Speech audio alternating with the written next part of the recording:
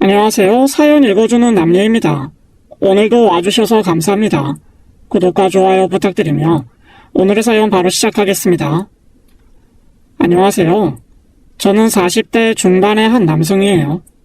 제가 겪은 너무나도 충격적인 이야기를 한번 해볼까 합니다. 저는 제가 되게 똑똑하고 잘난 사람이라 생각하며 살았습니다. 학창 시절에 나름 공부를 잘하는 편이었고 적당히 좋은 대학을 나와 나름 돈도 잘 버는 직종에 종사하며 살았으니까요. 주변에서 소개팅도 많이 들어왔었어요. 그렇게 몇 명의 여자들을 사귀기도 했습니다. 하지만 여자들과의 만남은 오래가지 않았어요. 여자친구들과 조금 사귀다 보면 금방 실증이 났거든요. 자기야, 우리 오늘 뭐 할까? 밥 먹고 영화 볼까? 아이, 또 영화야? 영화 싫어? 그럼 오붓하게 비디오방 갈까? 아유, 얘 은큼한 것 좀 봐. 매번 누구 양기를 빨아먹으려고. 저기 미안한데 나 좀 피곤해서 일찍 들어가 볼게. 뭐야, 2주 만에 만났는데 그런 게 어딨어. 자기야. 그렇게 여자친구를 강남역 4번 출구에 내버려두고 집으로 돌아온 뒤 잠수를 탔어요. 연락을 끊고 자연스러운 헤어짐을 기다리곤 했습니다. 한 번은 음기가 충만한 여자친구를 만났는데 그것도 한두 달만 좋지 그 이후에는 금방 실증이 나더라고요. 자기야, 오늘은 땡땡 호텔 어때? 거긴 지난달에도 다녀왔잖아. 그럼 이번에 새로 지은 신축 모텔이 있던데 거기로 갈까? 지은아, 네 머릿속엔 언제나 호텔이나 모텔밖에 없는 거냐? 좀 신박한 다른 데이트는 없는 거야? 어떻게 된 여자애가 음탐하고 조심함이라고는 하나도 없냐? 뭐야, 좋다고 같이 놀 땐 언제고 이제 와서 조심 타령이야? 좋다고 눕힐 땐 언제고 이제 단물 다 빨아먹었다 이거야? 어이가 없어서. 여자친구에게 막말을 던져놓고 저는 여자친구가 제게 헤어지자고 하길 바랬어요. 그런데 제 예상을 깨고 여자친구가 말하더군요. 으이구, 이제 알았다. 자기 뭔가 색다른 걸 원하는 거구나? 자기가 그럼 정해봐. 어느 호텔이야? 그 말에 온몸에 힘이 빠지더군요. 저는 결국 여자친구에게 헤어짐을 통보했습니다. 지은아, 이제 우리 그만 헤어지자. 그 말에 여자친구는 울며 불며 통곡을 했어요. 이렇게 제게 매달리는 여자들만 겪다 보니 여자란 동물의 실증이 나더군요. 결국 저는 다른 곳에서 즐거움을 찾기로 마음먹었습니다. 진정한 제 운명의 상대가 나타나기 전까지 절대로 그 누구도 만날 생각이 없었죠. 저는 운동을 하며 마음을 정화할 생각에 헬스장을 끊었습니다. 규모가 1000평이나 되는 큰 곳이었고 그곳엔 골프, 필라테스, 요가 등 없는 게 없더군요. 헬스장에 가서 운동을 하다 보면 꼭 한 명씩 여자들이 접근하곤 하는데요. 그런 사람들 중에 강사들도 없잖아 있곤 해요. 제가 철벽을 치다 보니 철벽남이라고 소문이 났습니다. 그랬더니 오히려 남자 트레이너분들이 절 좋아하더라고요. 저를 경쟁자로 인식하던 사람들이 저를 일종의 동료로 생각해 주더라고요. 그렇게 저는 그들에게 아주 우호적인 동료이자 친구가 되었습니다. 헬스장 직원들과 친해지다 보니 이것저것 듣게 되는 이야기들도 많아졌어요. 어느 트레이너가 그만뒀다거나 새로 헬스장을 차려서 나갔다거나 하는 이야기들이요. 그러던 어느 날 좀 나이 많은 요가 강사님이 혼전 임신으로 늦은 결혼을 하게 되었다는 이야기까지 듣게 되었어요. 그리고 새로운 요가 강사님이 들어왔다는 것까지 알게 되었습니다. 헬스장 식구들이 새 식구를 환영하는 자리로 회식을 하는 날이었어요. 저와 친한 트레이너가 같이 가자고 하길래 얼떨결에 함께 가게 되었습니다. 그리고 그곳에서 그녀를 처음 만나게 되었어요. 바로 요가 강사님인 그녀를요. 안녕하세요. 저 여기 헬스장 회원 김민수라고 해요. 여기 제 명함이요. 네, 안녕하세요. 그녀는 제 명함을 조용히 테이블 위에 내려두고는 제대로 쳐다보지도 않더군요. 인사하는 목소리도 아주 간결하고 짧았고요. 한마디로 그녀의 첫인상은 차가웠습니다. 보통 여자들은 남자가 명함을 내밀면 무슨 일 하는지부터 확인하려 드는데 이 여자는 전혀 안 그랬어요. 사실 제 직업이 회계사입니다. 이런 말 제 입으로 말하긴 좀 그렇지만 여자들이 회계사 직업에 매우 호의적이더라고요. 그래서 먼저 다가오는 여자분들이 대부분이었고요. 그런데 이 여자는 제게 어떠한 관심도 없다는 듯이 구는데 제 기분이 좀 엄짠더라고요. 심지어 그날 회식을 끝내고 나오는데 그 여자분이 제가 준 명함을 버리고 갔습니다. 상대에 대한 예의가 너무 없는 거 아닌가 싶었는데 그 상황에서 저는 또 그 명함을 주워서 나왔어요. 그리고는 다시 그 여자분에게 내밀었죠. 저기 이거 놓고 가셨더라고요.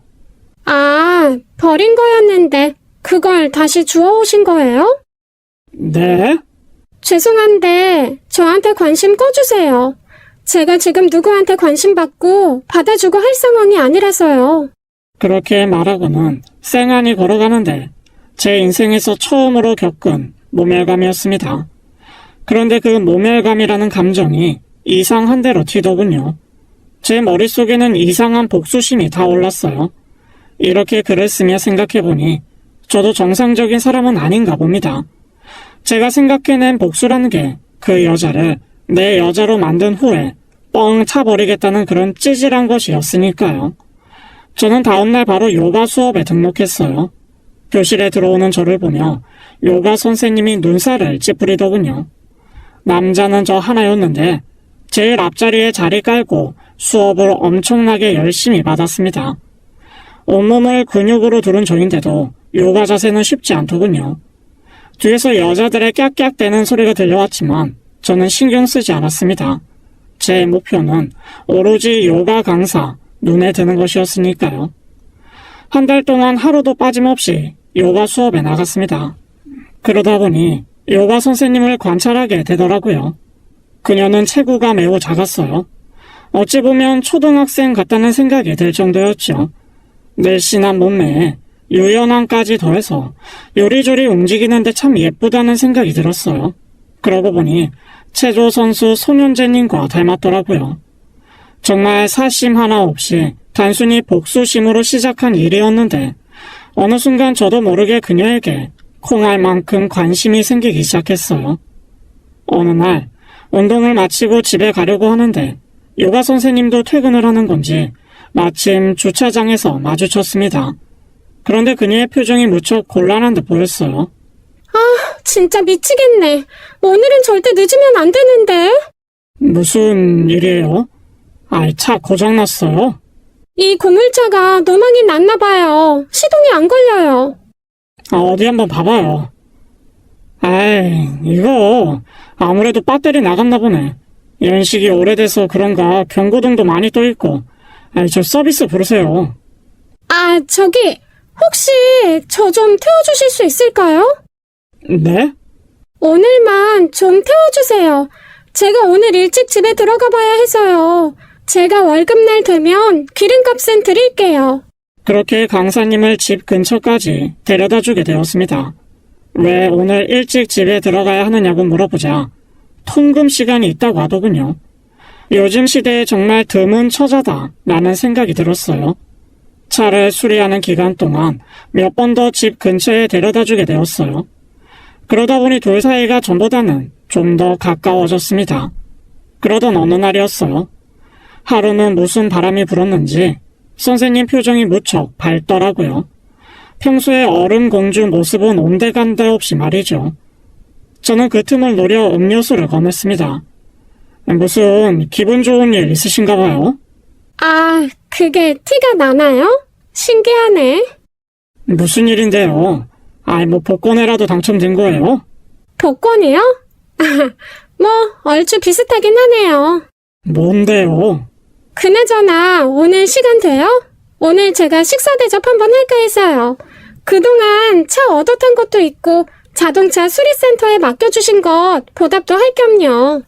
저는 속으로 퀴즈를 부르고는 제가 아는 가장 근사한 레스토랑으로 그녀를 데리고 갔어요. 우리는 기분 좋게 식사하고 서로에 대해 이야기를 조금 나누게 되었어요. 아내는 매일 밤 10시까지는 꼭 집에 들어가야 할 만큼 집이 엄하다고 했습니다. 부모님이 많이 엄하신가 보네요. 그렇죠 뭐. 어머, 벌써 시간이 이렇게 됐네요. 그만 일어날까요? 그녀는 부모님 이야기만 나오면 딴청을 피우는 듯 했어요. 게다가 항상 시간에 쫓기는 사람 같았습니다. 그녀는 신비로운 사람 같았어요. 흔히 양파 같은 사람이라고 하죠. 까도 알 수 없는 사람. 그게 바로 제가 바라본 그녀의 모습이었죠. 예쁘장하고 귀여운 외모 때문에 주변에 남자들이 많았음에도 철저히 철벽을 치는 모습이 마치 저를 보는 것 같았어요. 조신한 모습 또한 제게 신선하게 다가왔고요. 게다가 제게 너무 잘 보이려 하지 않는 모습도 매력적이라고 생각되더군요. 그날의 식사 이후 저는 그녀와 한 걸음 더 가까워졌고 우리는 어느새 연인이 되었습니다. 제가 먼저 누군가에게 다가가고 사귀자고 한 건 처음이었어요. 더 많이 사랑하는 사람이 약자라더니 그 말이 진짜더라고요. 그녀는 언제나 갑이었고 저는 을의 입장이었어요. 만나는 날짜와 시간은 물론이고 장소까지 항상 그녀의 의견을 따랐습니다. 그럴 수밖에 없었던 게 그렇게 하지 않으면 만날 수가 없었거든요. 자기야, 우리 이번 주에 볼 수 있는 거지? 이번 주? 혹시 화곡역에서 오후 2시부터 4시까지 괜찮아? 화곡? 아이, 갑자기 웬 화곡이야? 거리도 먼데 겨우 2시간밖에 못 본다고? 안 돼? 역시 좀 무리지? 그럼 미안하지만 우리 이번 주에는 보기 힘들겠다. 아니야. 아이, 그럼 또 몇 주나 기다릴지 모르는데 내가 맞춰야지. 정말? 자기가 그렇게 말해주면 뭐. 그럼 그때 봐. 저번처럼 30분만 더 있다 가라는 둥 그런 얘기 하기 없기다. 여자를 만날 때 바쁜 척하는 건 늘 제 몫이었는데 제가 여자친구 스케줄에 맞춰주려니 예전 여친들에게 미안한 감정마저 올라오더라고요. 아무튼 서로에게 정을 쌓아가던 중 어느 날 그녀와의 하룻밤을 기대할 만한 사건이 생겼어요. 어느 순간부터 여자친구에게 푹 빠져버린 저는 언제쯤이면 그녀와 하룻밤을 보낼까 애태우고 있었죠. 여자친구와 사귄 지 한 3개월 정도 지났을 무렵의 일이었어요. 밤 12시가 되어서 여자친구에게서 전화가 왔습니다. 여보세요? 자기야? 이 시간에 안 자고 뭐해? 자기야, 나 좀 도와줘. 무슨 일이야? 나 무서워. 빨리 우리 집으로 좀 와줘. 여자친구는 떨리는 목소리에 놀란 저는 불이 나게 여자친구의 집으로 달려갔어요. 그동안 여자친구가 집을 보여준 적이 없어서 몰랐는데 여자친구는 원룸에 혼자 살고 있더군요. 저는 통금 시간이 있는 여자친구이기에 당연히 부모님과 함께 살고 있을 거라 생각했습니다. 그런데 그럴 생각할 겨를 없이 여자친구의 원룸은 엉망진창 상태였어요. 유리창은 깨져 있고 집기들은 다 부셔져 있는 상태였죠. 여기저기 서랍도 다 헤집어져 있는 게 아무래도 도둑이 든 것 같았습니다. 자기야, 괜찮아? 어디 다치진 않았고? 괜찮아. 이게 갑자기 어떻게 된 거야? 언제 이런 거고? 모르겠어. 자기 전에 목이 말라서 물을 먹으려는데 생수가 다 떨어졌더라고. 그래서 물 사러 편의점에 갔다 왔더니 이렇게 돼 있었어. 일단 신고부터 하자. 신고? 그런 거 했다가 괜히 보복당하면 어떡해. 나 너무 무서워. 신고를 해야 다음부터 이 집에 안 들어오지. 그나저나 뭔 놈의 도둑이 이렇게 집을 다 때려 부셔놨냐. 안 되겠다. 내가 지금 바로 신고할게. 아니야, 그냥 하지 마. 신고하지 말라는 여자친구의 태도가 저는 이해가 가지 않았습니다. 보통 도둑이 들면 신고하는 건 너무나 당연한 거잖아요. 그런데 여자친구는 뭔가를 알기라도 하는 것처럼 겁에 질려 있었어요.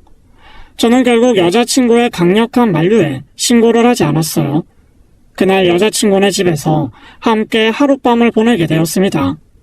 떨고 있는 여자친구를 놔두고 혼자 집으로 돌아오기도 그래서 아침이 될 때까지 제가 옆에서 계속 지켜주었죠. 저는 좀 그 상황을 이용해서 여자친구와 뜨거운 밤을 보내길 기대했지만 여자친구는 철벽을 치더라고요. 결국 여자친구는 침대에서 자고 저는 바닥에서 자게 되었죠. 대신 그날 밤 여자친구에 대해 새로운 사실을 알게 되었어요. 그건 바로 여자친구는 부모님과 함께 살지 않는다는 것과 통금 시간에 대한 이야기였죠. 알고 보니 여자친구는 스스로 통금 시간을 만들어 집에 들어가는 거였어요. 그 이유가 혼자 산다고 하면 남자들이 쉽게 볼까 봐서 일부러 통금 시간이 있다고 한 거였대요. 그럼 보통의 남자들이 부모님이랑 같이 산다고 생각해서 쉽게 보지 않는다는 거였죠. 그런 모습의 여자친구를 보니 정말 조신하고 참한 사람이라는 생각이 들었어요. 그리고 여자친구는 부모님이 안 계시다는 사실도 알게 되었습니다. 어머니는 원래 오래전에 돌아가셨고 아버지가 계셨었는데 오랜 병상 생활 끝에 1년 전에 세상을 떠나셨다고 하더군요. 오랜 병상 생활 탓에 밀린 병원비를 내느라 지금도 여자친구가 고생하는 거라고 했습니다. 그동안 그런 큰 아픔을 갖고 있었으면서 어쩌면 내게 내색 한번 하지 않았을까 싶었어요. 홀로 꿋꿋하게 지내는 모습의 여자친구가 안쓰러우면서도 대견하게 느껴졌습니다. 그 사실을 알게 된 후 더 여자친구를 지켜주고 싶다는 생각이 많이 들었어요. 그래서 철벽남이었던 제가 결혼까지 결심했습니다. 하지만 여자친구는 쉽게 제 청혼을 받아주지 않더라고요. 아직은 마음의 준비가 안 되었다며 거절하기 바빴죠. 저는 여자친구가 결혼을 결심할 때까지 묵묵히 옆에서 있어 주었어요. 그런 제 노력을 하늘이 알아준 건지 어느 날 갑자기 여자친구가 제게 결혼하자고 하더군요. 자기야, 혹시 우리 결혼하면 어디서 살지 생각해봤어? 아이, 우리 결혼? 자기 드디어 결혼 승낙해주는 거야? 뭐, 상황에 따라서? 에이, 그게 무슨 말이야. 실은 내가 꼭 살고 싶은 집이 있는데 그 집이 이번에 매물로 나왔더라고. 살고 싶은 집? 어떤 집인데? 그냥 아파트야. 실은 내가 부동산에 관심이 좀 많아서. 근데 알다시피 내가 돈은 없잖아. 그래서 혹시 자기가 그 아파트 사줄 수 있는지 해서. 혹시 자기 명의로 아파트 사달라는 거야? 아니야, 그런 거. 날 뭘로 보고? 난 그런 속물 아니거든? 자기 돈으로 사는데 당연히 자기 명의로 해야지. 그 집만 해오면 나랑 결혼해준다는 거지? 응. 이렇게 말하고 보니 좀 미안하네. 너무 자기한테만 희생을 강요하는 것 같아서. 에이, 희생은 무슨. 어차피 결혼하면 집은 해와야 하는 건데. 그래서 그 집이 어딘데? 이번 주 주말에 보러 가자. 그렇게 여자친구와 집을 보고 빠르게 계약까지 하게 되었어요. 그땐 제가 정말 여친에게 미쳐 있었나 봅니다. 이제 와 생각해보면 어떻게 그렇게 해달라는 대로 다 해주고 이상한 요구까지 다 맞춰서 들어주는지 이해가 안 가네요. 아무튼 그렇게 우리 둘은 결혼을 하게 되었어요. 아내가 구해달라던 신혼집은 신혼부부에게는 꽤나 큰 아파트였습니다. 무려 60평짜리 집이었으니까요. 솔직히 이렇게 큰 집이 무슨 필요가 있을까 싶었는데 막상 입주하고 보니 너무 좋더라고요. 다만 부모님은 좀 이해 못하시는 눈치였어요. 회계사인 제가 요가 강사인 아내를 맞이한 것도 못마땅해 하셨는데 집까지 큰 집으로 구하는 걸 보시고는 이게 다 며느리 입김이라 생각하셨거든요. 사실 틀린 생각은 아니셨지만요. 하지만 그런 부모님의 잔소리를 뒤로할 만큼 아내가 너무나 기뻐했기에 저는 제 결혼을 무척이나 만족했습니다. 아내는 이렇게 큰 집에서 사는 게 꿈이었다며 집 인테리어는 자신이 전적으로 맡아서 하겠다고 했습니다. 약간 구축에 해당하는 집이었기에 저도 어느 정도 인테리어가 필요하다고 생각했어요. 마침 아내가 직접 자재까지 골라가며 인테리어를 하기 시작했죠. 그렇게 완성된 집에 들어갔을 땐 저도 만족도가 무척 높았어요. 여기저기 아내의 손길이 닿아 집이 전혀 다른 분위기로 꾸며져 있었죠. 다만 아내의 안목이 남들과는 확실히 좀 달랐어요. 조금 넓게 트인 구조를 좋아하는데 아내는 가구를 복잡하게 배치해서 집 구조가 개미굴 같은 걸 좋아하더라고요. 동선이 좀 안 좋긴 했지만 그래도 이것도 나름대로 독특하고 재미있다라는 생각에 아내 의견을 존중해 주었습니다. 아내와의 신혼생활은 정말 달콤했어요. 다른 여자들은 결혼 후에 남자를 구속한다는데 제 안에는 그런 것도 전혀 없었습니다. 그래서 오히려 좀 구속해주길 바라게 될 지경이었죠. 아내는 결혼 후에도 계속해서 요가 강사 일을 하며 귀가 시간을 절대로 밤 10시를 넘기지 않았어요. 게다가 잠자리에 드는 시간도 아주 철저하게 딱딱 지키고는 했죠. 저도 아내의 생활 패턴에 맞추다 보니 딱 9시 반이면 침대에 누워 10시가 되기 전에 잠이 들곤 했습니다. 일어나는 시각도 정확히 6시 반이 되면 저절로 떠졌어요. 이렇게 규칙적인 생활 습관이 건강에는 좋을지 몰라도 저와 아내와의 관계에서는 안 좋더라고요. 아내와 밤에 뭘 하고 싶어도 그 시간만 되면 누워서 자버리니 아무것도 할 수가 없을 때가 많았거든요. 그런 점이 좀 아쉽기는 했습니다. 아내는 결혼 후에도 저를 애태우는 데는 선수였어요. 그렇게 설레임 가득한 신혼생활을 이어가던 어느 날이었습니다. 하루는 퇴근 후에 집에 들어가는 길에 옆집 사람을 처음으로 마주치게 되었어요. 그 사람은 집에서 나오는 길이었고 저는 들어가는 길이었죠. 저는 반사적으로 인사를 하게 되었어요. 안녕하세요. 제 인사에 그 남자가 저를 한 3초 정도 빤히 보더라고요. 그 표정이 매우 무뚝뚝하고 차가웠는데 잠시 후 미소를 지으며 인사를 건넸습니다. 아, 안녕하세요. 인사를 받아주면서 보이는 그 표정과 웃음기가 좀 기분 나쁘더라고요. 뭐랄까, 나를 우습게 보는 느낌이라고 할까요? 이건 저만 느꼈을 수도 있겠지만 남자들 사이의 신경전 속에 불꽃이 튀는 느낌이었어요. 그런데 그 남자는 저를 상대할 가치도 없다는 듯한 태도를 보이는 것 같아서 그 짧은 순간에 자존심이 상했습니다. 사실 이건 그 남자가 너무 잘생겨서 제가 자격지심에 그렇게 생각한 걸 수도 있어요. 그 남자는 늘씬한 근육질 몸매에 얼굴은 곱상하게 잘생겼더라고요. 누구나 한 번쯤 돌아볼 만한 외모였어요. 다만 풍기는 인상이 평범하진 않았습니다. 눈빛이 좀 매섭다고나 할까요? 아무튼 그런 강렬한 인상의 첫인사를 하게 되었죠. 여보, 나 방금 전에 옆집 남자 봤다. 뭐? 옆집 남자 봤다고. 당신도 본 적 있어? 아니? 옆집 남자 인상이 영 별로야. 기생 오라비처럼 생겼는데 눈빛이 너무 날카로워. 내가 인사했는데 말없이 나를 뚫어져라 쳐다보더라니까. 그래서? 당신 인사 씹었어? 아니, 뭐 한 3초 있다가 인사를 하긴 했는데 날 막 아래로 내려다보면서 실실 웃으면서 인사하는데 되게 기분 나쁘더라고. 처음 본 사람한테 이런 말하기 좀 그런데 관상이 좀 범죄자 관상이야. 범죄자는 좀 너무했다. 그래도 꽤 잘생긴 편인데. 당신 그 남자 본 적 없다며. 그게 생각해보니까 전에 한번 본 것 같네. 엘리베이터에서. 이제 생각났어. 그래? 근데 잘생긴 것보다 중요한 게 인상 아니야? 나처럼 이렇게 사람이 좋아 보여야지. 안 그래? 그렇게 아내와 가벼운 대화를 나누었다고 생각했습니다. 하지만 그 말 속엔 뼈가 있다는 걸 저만 눈치채지 못했죠. 그 후로도 몇 번이나 더 옆집 남자를 보곤 했어요. 봐도 인상은 영 별로더군요. 그냥 잘생긴 깡패 같았어요. 그런데 하루는 그놈이 먼저 인사를 다 하더라고요. 안녕하세요. 퇴근하시나 봐요. 네. 그쪽은 어디 가시나 봐요. 이놈은 제 말에 대답은 안 하고 딴소리를 하더라고요. 신혼이죠. 신혼생활 어때요? 결혼하면 좋은가요? 네? 네, 그럼요. 좋죠. 좋구나. 아내분도 그렇게 생각하고요. 예?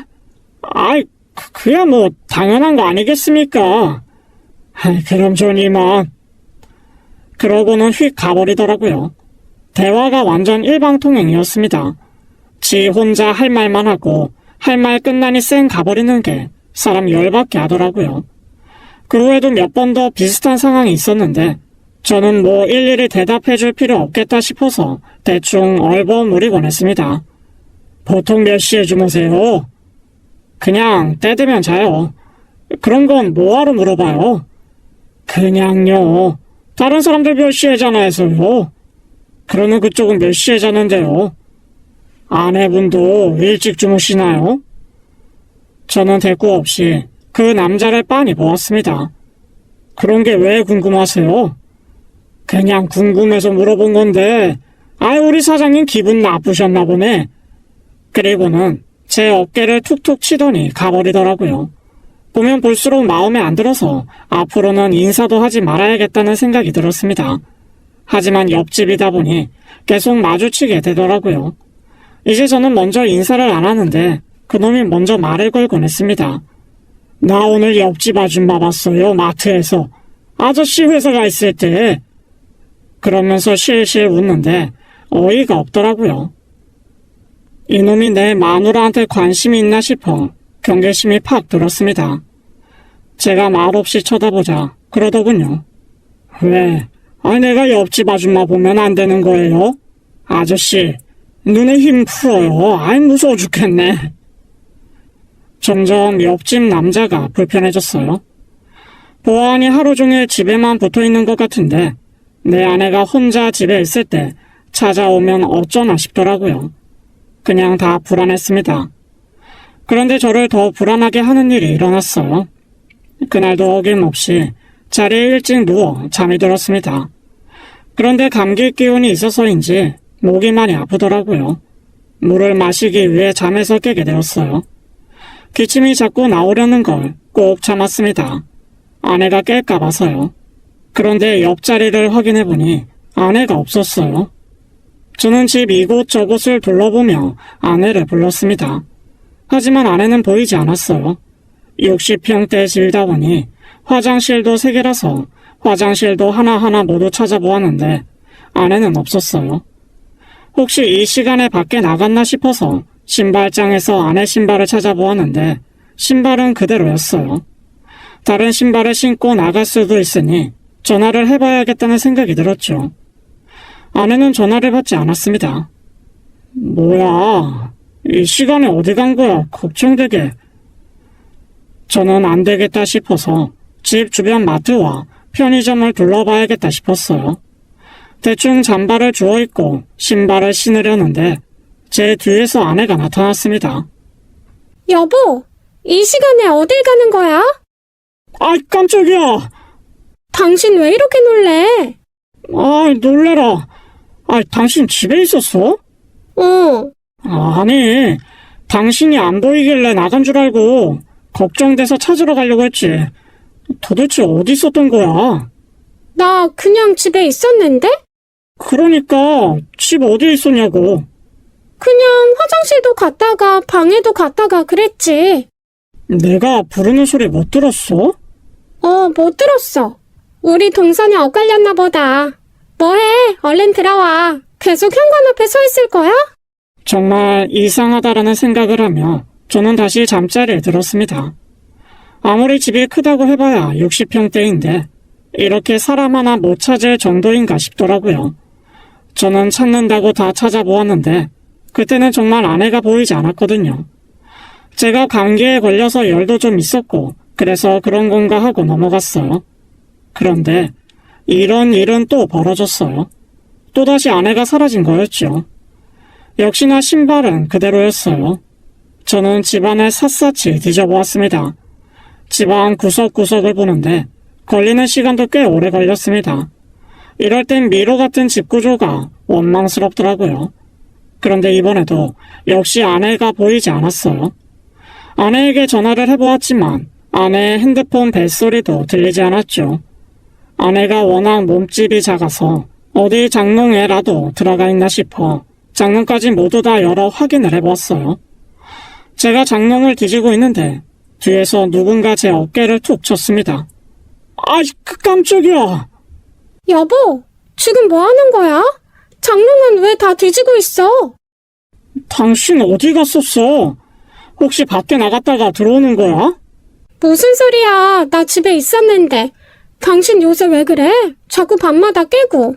나 없어졌다고 온 집을 다 헤집고 다니고. 당신 요새 귀가 많이 허해진 거 아니야? 그리고 내가 안 보이면 잠깐 화장실에 갔나 보다 하면 되지. 뭘 이렇게까지 해서 찾으려고 해? 아유, 땀 냄새. 나 찾는다고 땀까지 흘리고. 얼른 씻고 와. 당신 냄새나. 그리고 자기 이러는 거 나 좀 무서워. 꼭 의처증 있는 사람 같고. 뭐? 의처증?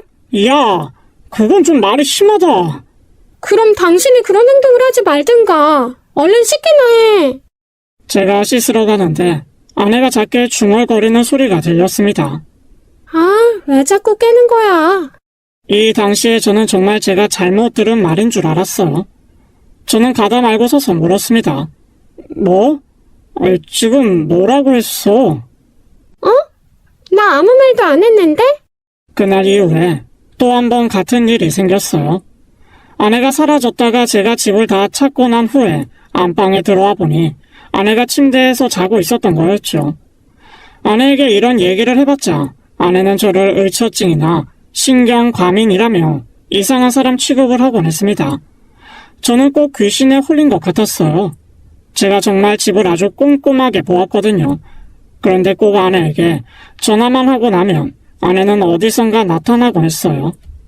혹시 이 집에 내가 모르는 다른 비밀 문이 있나 싶기까지 했죠.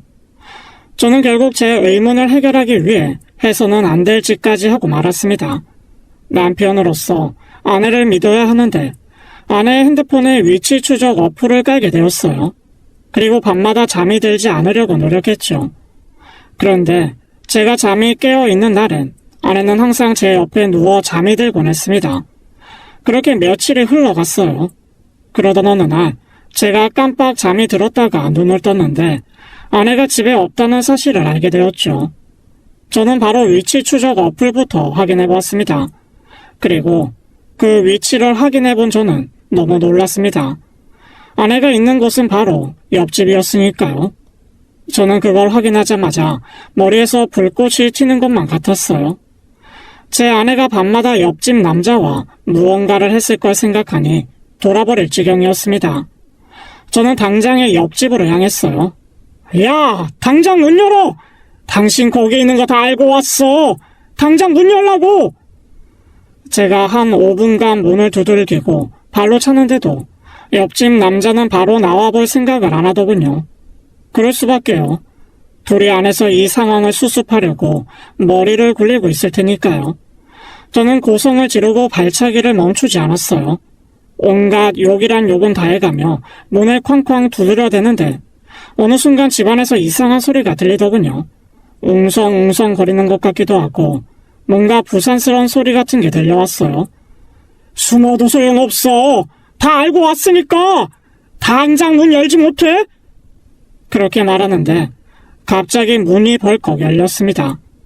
그리고는 그곳에서 사람들이 우르르 쏟아져 나오기 시작했어요. 마치 소떼가 지나가듯 사람들이 우르르 쏟아져 나오는데 이게 무슨 상황인가 싶어서 어항이 벙벙해지더군요. 그 와중에 정신 차리고 제 아내가 나오는지 눈을 씻고 찾아보았습니다. 그런데 나오는 사람들 모양새가 영 이상하더라고요. 옷으로 얼굴을 가린 채 가방을 하나씩 품에 딱 끼고는 헐레벌떡 계단으로 내려가는데 아무리 봐도 죄진 사람들 모습 같았어요. 대략 수십 명의 사람이 빠져나간 것 같은데 제 느낌엔 수백 명이 빠져나간 느낌이었어요. 저는 안 되겠다 싶어서 그 사람들 사이를 삐짓고 집 안으로 들어갔습니다. 집 안으로 들어서서 온 방을 헤집고 아내를 찾으려는데 갑자기 제 눈앞에 옆집 남자가 나타나더군요. 이게 지금 뭐하는 짓이죠? 왜 야밤에 남의 집을 찾아와서 이 난리를 피우는 겁니까? 비켜! 내 아내 어딨어? 내 아내 데리고 여기서 무슨 짓 한 거냐고! 저는 그놈의 멱살을 잡아 쥐었어요. 저보다 키 큰 그놈의 멱살을 잡아 올리려는데 꿈쩍도 안 하더군요. 그래도 오기로 멱살을 잡고 흔들었습니다. 그랬더니 그 놈이 제 손을 뿌리치고는 기분 나쁘게 크크거리며 웃더라고요. 그렇게 잠시 웃더니 아주 싸늘한 표정으로 저를 노려보며 말하더군요. 네 아내를 왜 여기 와서 찾아? 당신 돌았어? 아님 당신 아내가 여기 있다는 증거라도 있는 거야? 증거? 당연히 있지. 이 집에서 내 아내 찾는 즉시 너는 콩밥 먹을 준비나 해라. 어디 신성한 가정집에서 도박하우스장을 운영할 생각을 해? 어이가 없네. 그래, 한번 찾아봐요. 그런데 만약 못 찾으면 오늘 업장 영업 못해서 날린 돈 그거 당신이 물어야 할 거야.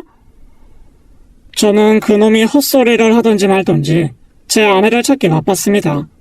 온 방안을 둘러보고 여기저기 다 찾아보았어요. 정말 구석구석 안 찾아본 것이 없었죠. 그런데 정말 귀신이 곡할 노릇인지 제 아내는 그 집 어디에도 없었어요. 점점 당황스러워지더군요.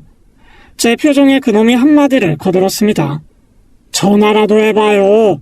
이 집에 있으면 벨소리라도 나겠지. 안 그래요? 그놈이 아주 당당하게 말했습니다. 그놈 말대로 해보는 게 자존심이 상했지만 저는 아내에게 전화를 걸었습니다. 저는 이 집에서 벨소리가 나는지 확인하려고 귀에 온 신경을 집중했어요. 전화 숨쉬음이 10번 정도 흘렀을 때 아내가 제 전화를 받더군요. 여보세요? 당신 지금 어디야? 어디라니? 나 집이지. 그러는 당신은? 당신이 집이라고? 그럼 집이지. 어디겠어. 자다 일어나서 더워서 베란다 문 좀 열었다가 자려고 왔는데 당신 없길래 화장실 간 줄 알았더니 당신 바뀐 거야? 이 시간에 어딜 간 거야? 아니, 그게... 저는 더 이상 할 말을 찾지 못하고 전화를 끊었습니다. 분명 아까 나가는 사람들 중에 제 아내는 없었는데 이게 어떻게 된 일인지 도저히 이해가 되지 않았어요. 옆집 남자는 팔짱을 낀 채 저를 한심하다는 듯 위에서 아래로 내려다보고 있더군요. 죄송합니다. 제가 큰 오해를 한 것 같아요. 오늘 매출 어떻게 메꿀 건데 당신 같은 일반 전문직이 여기 하루 매출 갚으려면 당신 한 달치 월급으로도 모자라. 그런데 어찌됐든 이거 불법이잖아요. 여기서 이런 거 하면 안 되죠. 안 그래요? 어이가 없네. 불법 영업은 방해해도 된다는 거야 뭐야? 됐고 당신 돈 필요 없으니까 이왕 이렇게 알려진 거 눈 감아주는 조건으로 오늘 일 없던 걸로 하는 거 어때? 그럼 나도 더 이상 이웃집에 걸릴까봐 신경 쓸 필요도 없고 서로 상부상조하는 거 아니야? 저는 옆집의 불법 도박 장면을 봤음에도 결국 신고하지 못했습니다. 옆집이 도박 하우스장이라는 게 좀 충격이긴 했지만 그날 아내의 행적의 미스테리로 인해 충격이 더 컸거든요. 아내는 제게 어딜 갔다 왔냐며 묻더군요. 당신 이 시간에 어딜 다녀온 거야? 아니, 그냥 잠깐 밖에. 그런데 말이야, 혹시 밖이 좀 소란스러웠을 텐데 아무 소리 못 들었어? 소리? 글쎄, 난 아까도 말했다시피 베란다 문 열고 와서 바로 다시 잠들어서 내가 깊이 잠들어서 아무 소리도 못 들었는데 혹시 오늘 밖에서 무슨 일 있었던 거야? 뭔데?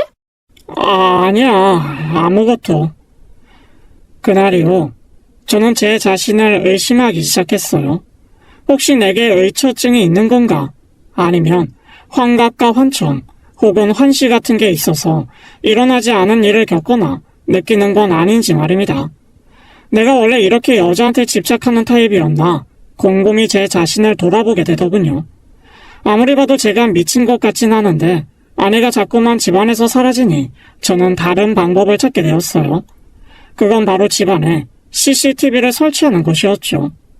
아내 모르게 설치된 CCTV를 저는 매일 아침마다 몰래 확인을 했습니다. 하지만 그 영상을 보고 난 후 저는 더더욱 미스테리에 빠졌어요. 영상의 모습은 이랬습니다. 아내가 조용히 안방문을 열고 나오더니 주방과 연결된 베란다로 가는 게 보이더군요. 그런데 그곳에 간 아내가 3시간이 지나서야 베란다 문을 열고 나와 안방으로 들어오더라고요. 그 베란다는 세탁기가 놓여있는 곳이었어요.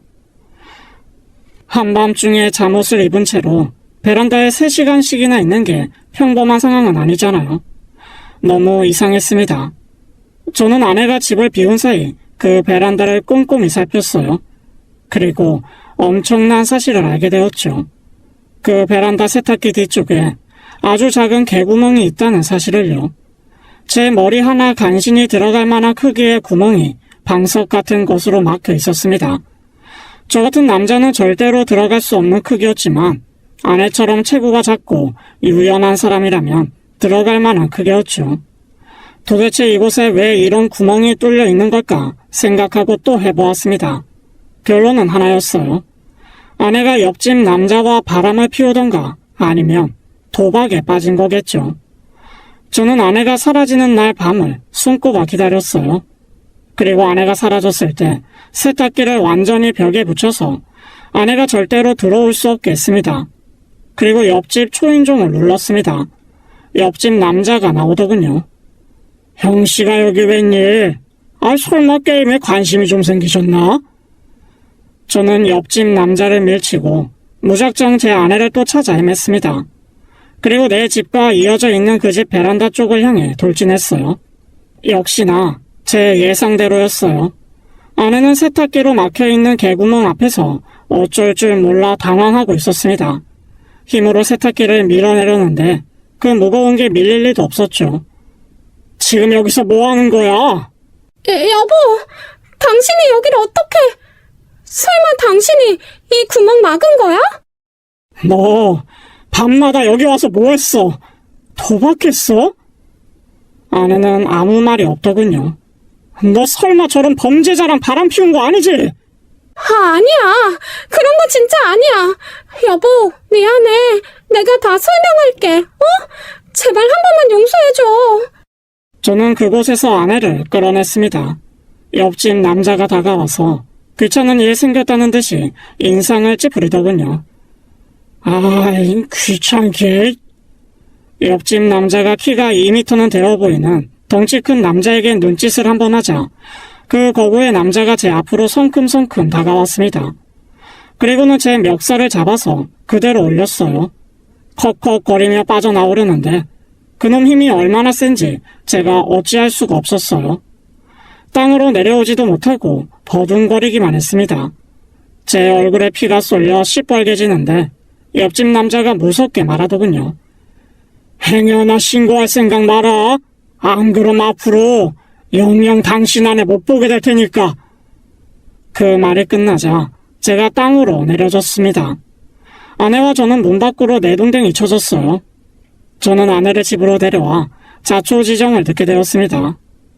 여보, 미안해. 당신이 이런 일까지 겪게 해서. 그런데 정말 어쩔 수 없었어. 사실은 내가 빚이 좀 많았거든. 그걸 지금 변명이라고 해? 빚이 많으면 일해서 갚을 생각을 해야지. 어느 미친 인간이 도박장에서 돈 벌어서 갚으려고 하냐?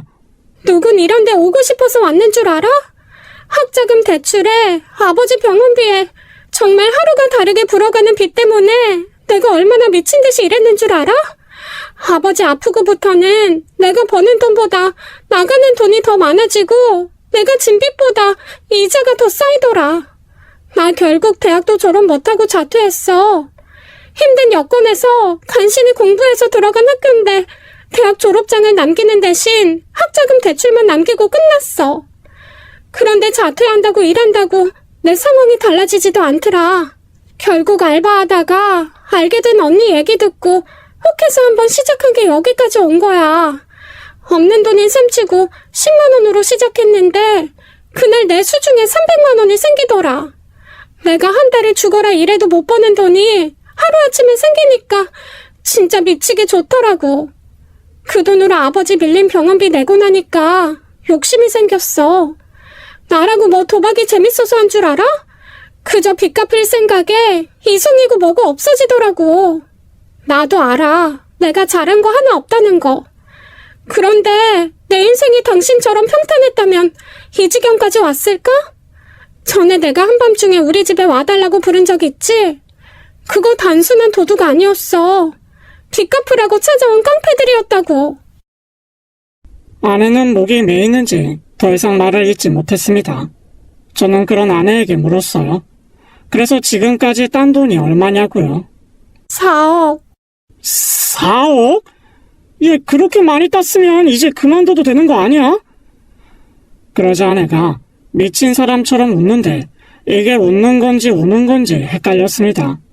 그리고 아내의 이어진 말에 저는 바닥에 주저앉았습니다. 빚이 4억. 아내는 잃은 돈을 만회하려고 계속하다가 결국 4억이나 되는 빚을 진 거였어요. 그놈들이 사채업자도 끼고 업장을 운영하는데 아내가 고금리로 사채를 써서 도박을 한 거였죠. 제가 한 번에 다 갚아줄 수 있는 돈이었지만 이렇게 쉽게 갚아주면 아내의 버릇이 더 나빠질 것만 같았습니다. 염치 없는 거 알지만 당신이 혹시 빚 갚아줄 수 있어? 내가 그렇게 큰 돈이 어딨어. 나도 결혼한다고 이 집 해오느라 있는 돈 없는 돈 다 끌어온 건데.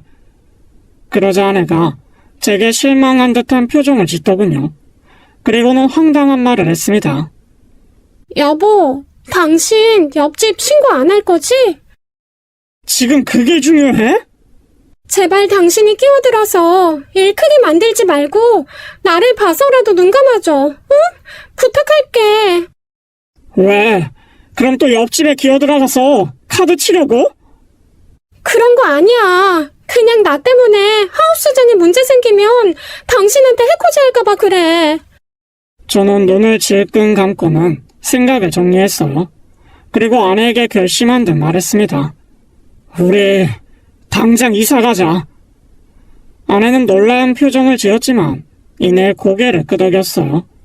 저는 정말 빠른 속도로 집을 내놨습니다. 개구멍이 뚫려있는 이 집에 계속 살고 싶지 않았어요. 그리고 집이 나갈 동안 잠시 휴직을 하고 아내와 여행을 떠났어요. 아내는 이렇게까지 하는 제게 고마워하고 미안해했죠. 아내와의 여행이 3주 차에 접어들었을 무렵 부동산에서 연락이 왔어요. 누군가 집을 산다고요. 저는 잠시 서울에 올라와 부동산 계약을 마치고 다시 여행지로 돌아갔습니다. 그리고 제 지인에게 연락을 한 통 넣었어요. 제 지인 중에 계급 높은 경찰이 있거든요. 며칠 후 그 지인으로부터 연락을 받았습니다. 네가 말한 대로 일처리 다 끝났어. 거의 다 소탕했는데 정작 하우스장 주인은 놓쳤다. 미안해. 경찰들이 들이닥친 날 하필 그 주인장은 그곳에 없었다더군요. 그래서 지금은 숲에 내리고 찾는 중이라고 했습니다. 그 후 저는 여행을 끝내고 부모님의 별장으로 들어갔습니다. 당분간 새 집을 구할 생각이 들지 않았어요. 아마도 개구멍 집에 너무 큰 충격을 받았기 때문인 것 같았죠. 차마 부모님께는 모든 사정을 말씀드리지 못했어요. 그저 일하며 번아웃이 온 것 같아서 잠시 쉬고 싶어서라고 했죠. 시골 별장에서 매일 산책하고 아내와 밥해 먹으며 지내던 어느 날이었습니다. 하루는 저 혼자 시장에 다녀왔는데 아내가 집에 없더군요. 아내가 집에 없다는 사실을 알고는 갑자기 가슴이 답답해져 왔어요. 설마 아니겠지 하면서도 아내가 또다시 도박장에 갔을 것 같아서 겁이 났습니다. 도박이 중독성이 엄청나다잖아요. 저는 아내를 찾아 동네를 1시간쯤 헤매다가 갑자기 위치 추적 어플이 생각났어요. 아내가 아직 어플을 지우지 않았기만을 바라며 제 핸드폰을 확인해 보았습니다. 아내의 위치가 잡히더군요. 저는 차를 곧장 끌어 아내가 있는 곳을 향해 가보았어요. 그런데 그곳에서는 정말 상상도 못할 일을 보게 되었습니다. 도박보다도 더 충격적인 사실을 마주해야 했거든요. 위치 추적이 가리키는 곳은 어느 시골의 한적한 집이었어요. 회색 지붕의 파란 대문집에 들어서자 그곳에는 아내와 웬 노인과 아이가 앉아 있었어요. 그들은 마루에 걸터 앉아 삼겹살을 구워 먹고 있더군요. 제가 들어오자 삐걱거리는 대문 소리에 모두가 저를 쳐다보았어요. 저를 본 아내 표정은 잔뜩 겁에 질려 있었고 노인과 아이는 저 사람 누구지 하는 표정이었습니다. 저는 천천히 그들을 향해 걸어갔어요. 그리고 잠시 후 방에서 한 남자가 나오는데 그 남자의 정체에 저는 이성을 잃었습니다. 왜냐하면 그놈은 옆집 남자였거든요. 경찰들이 노젓하던 바로 그놈이요. 그놈은 저를 보더니 질린다는 표정을 지었습니다. 그리고는 이내 웃으면서 말하더라고요. 이야, 이 진숙이 인기 많네. 남자가 이 깊은 시골까지 찾아오게 만들고 아, 그런데 어쩌지? 이 꼬마 보여. 아, 혹시 누군지 알아? 저는 옆집 남자가 떠드는 꼴을 보기가 싫었어요. 그래서 아내 손목을 잡고 나오려고 했습니다. 여기서 뭐 하는 거야? 나와. 집에 가게. 아파! 이건 나! 당장 나오라고! 제가 소리를 치자 아내 옆에 있던 아이가 울음을 터뜨렸습니다. 엄마! 우리 엄마 아프게 하지 마! 아저씨 저리 가! 그러면서 저에게 달려들어 제 다리를 발로 차고 주먹을 휘두르더군요. 니신데 내 손녀딸 손목을 잡고 남의 집 밥상을 깽판을 만드는 거요? 손녀딸이라뇨. 아, 그럼 혹시 제 와이프 할머니 되십니까? 그럼 저놈은 뭔데요? 누구긴? 우리 충손주 애비 되는 사람이지. 도대체 저 사람들이 무슨 말을 하는 건지 이해가 가지 않았습니다. 그저 귀가 멍멍해지는 것 같았어요. 진수가 뭐해? 아, 나가서 정리하고 와! 그 남자 말에 아내가 저를 데리고 밖으로 나가자더군요. 저는 그냥 여기서 말하라고 성질을 부렸습니다. 그런데 미친 사람처럼 소리 지르는 제 모습에 아이가 엉엉 울더군요. 결국 저는 그 노인과 아내 손에 대문 밖으로 끌려나와 주었어요. 아내는 저에게 미안하다는 말로 자신의 이야기를 시작하더군요. 내가 다 설명할게. 당신한텐 정말 미안해. 그리고 시작된 이야기에 저는 정말 학을 떼버렸어요. 아내가 그놈에게 진 도박 빚을 몸으로 갚았던 거였어요. 그것도 여러 번이요. 그래서 아이가 생겼고 그 아이를 시골 외할머니네 집에 맡긴 거였죠. 그렇다고 그놈과는 혼인을 하지도 않았답니다. 그런 놈이 아내와의 사이에 아이가 생겼다고 결혼 같은 걸 해줄 리가 없었으니까요. 아내는 더 끔찍한 이야기를 꺼내더군요. 나 그 사람 옆에 있고 싶어. 그 남자가 좋은 사람은 아니지만 나 그 남자 사랑해. 어이없는 이야기에 온몸에 피가 빠져나가는 것 같았어요. 사랑이라니. 누가 누굴 사랑한다는 건지 듣고도 이해가 가지 않았습니다. 단순히 도박한 거 아니었어? 바람까지 피우면서 개구멍 왔다 갔다 했던 거야? 바람 아니야. 오히려 당신 존재가 그 사람한테 불륜인 거지. 뭐? 그럼 대체 나랑 결혼은 왜 한 거야? 네가 죽도록 좋아하는 저 범죄자랑 결혼할 것이지. 저 사람 그런 식으로 말하지 마. 당신이랑 결혼한 건 그냥 일종의 오기 같은 거였어. 그게 무슨 뜻이야? 아내는 그놈에게 질투심을 유발하려고 저와 결혼해서 그의 옆집으로 이사를 왔다고 했습니다. 그래서 자기 좀 봐달라고요. 그런데 냉혈 아닌 그놈은 오히려 그 상황을 즐겼다고 하더군요. 제 아내와 아이를 책임질 생각은 하지 않으면서 도박에 물들여 빚을 지게 하고 데리고 놀기만 한 거였죠. 아내는 도박보다도 그 잘생긴 범죄자 놈에게 미쳐있는 사람이었어요. 자신에게 해가 되는 걸 알면서도 끊지 못하는 사랑 중독자였습니다. 그동안 아내가 제게 보였던 모든 행동들이 주마등처럼 지나가더군요. 밤 10시까지 집에 들어가야 했던 건 신데렐라처럼 시간 맞춰 도박장에 들어가기 위함이었고, 데이트 장소와 시간을 자기 마음대로 정했던 것도 도박장 위치가 달라져서였기 때문이었어요. 게다가 갑자기 결혼하자며 집을 사달라고 한 것까지 모든 이유가 그놈의 도박장 때문이었습니다.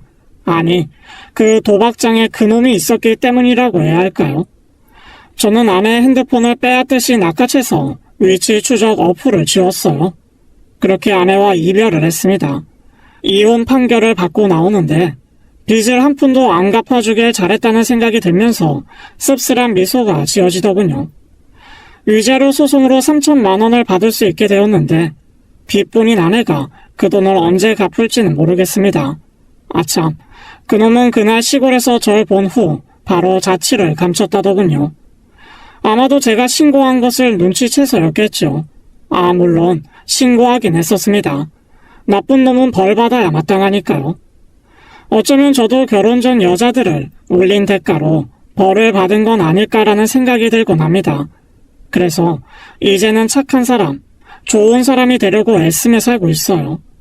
제 이야기는 여기까지입니다. 긴 사연 들어주셔서 감사합니다. 지금까지 사연 읽어주는 남녀였습니다. 끝까지 함께 해주신 여러분 감사드리며 저희는 다음 사연으로 돌아올게요. 감사합니다.